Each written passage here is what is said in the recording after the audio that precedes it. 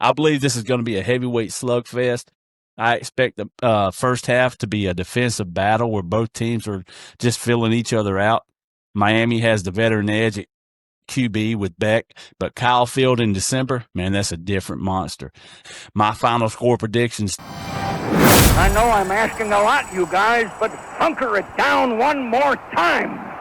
13 weeks of absolute chaos has officially led us to the front gates of the 12-team playoff.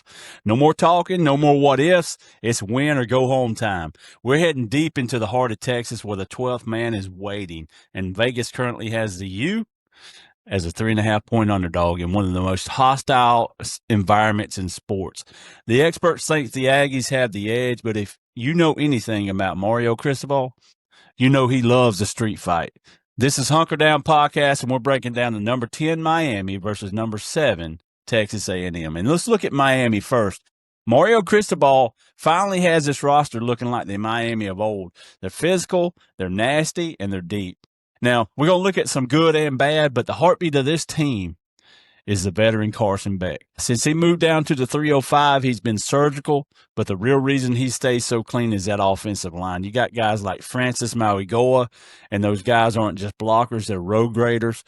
If they give Beck 3 seconds to breathe, he's going to find his weapons and pick them apart. But the concern here, here's the catch. As good as they are in the trenches, the secondary is still a big question mark. They have a bad habit of eyes to the backfield syndrome, which leads to giving up massive explosive plays. If they get rattled by the Kyle Field noise early, that 3.5-point spread is going to feel a lot bigger. But let's move on over to the Aggie side. You know, on the other side, you got Mike Elko's Aggies. They've been the talk of the SEC all year, and now they're looking to defend their home turf in the biggest game College Station has seen in years.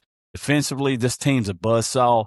They lead the nation in third down stops because they have guys like Cassius Howell who just lives in the backfield. Then you flip to the offense with Marcel Reed. That guy's a magician. Even when the play breaks down, he turns a 10-yard loss into a 20-yard gain with his legs. He's the ultimate wild card here.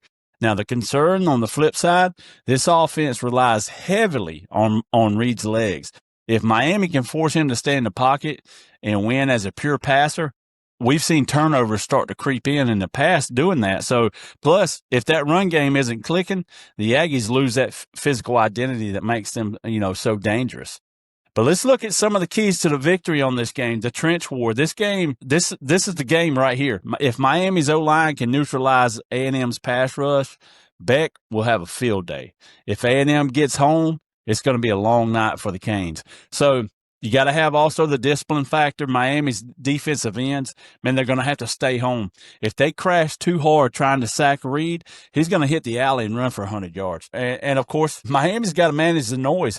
Miami needs to score in the first 5 minutes of the game. You cannot let 100,000 people stay loud for 4 quarters and expect to leave with a win. So let's look at that one guy, the X factor for each team. For Miami, who they got to watch? KC Concepcion. That guy's a Swiss Army knife. He returns punts, he runs jet sweeps, and he's a deep threat. You have to find number 7 on every single snap or he's going to ruin your night. Now, for Texas A&M, they got to watch Malachi Toney. Man, this guy's a freshman, but he's a superstar. He's a guy who catches a 5-yard slant and turns it into a 60-yard highlight.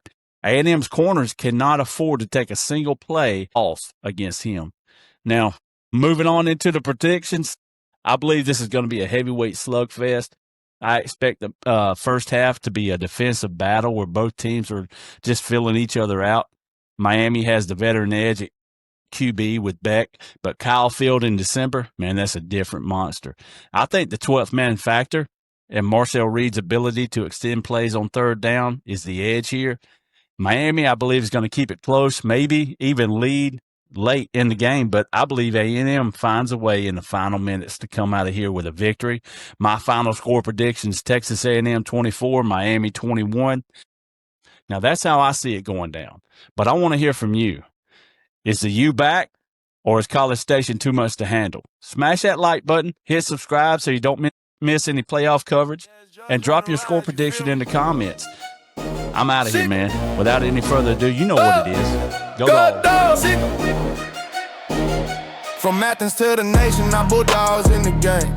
Kirby Smart's the mastermind, remember the name. Leading with precision, championships in sight. 2021 and 2022, we secured the fight. Stats and thrown darts, cold and precise. That was in the end zone, clutch every time.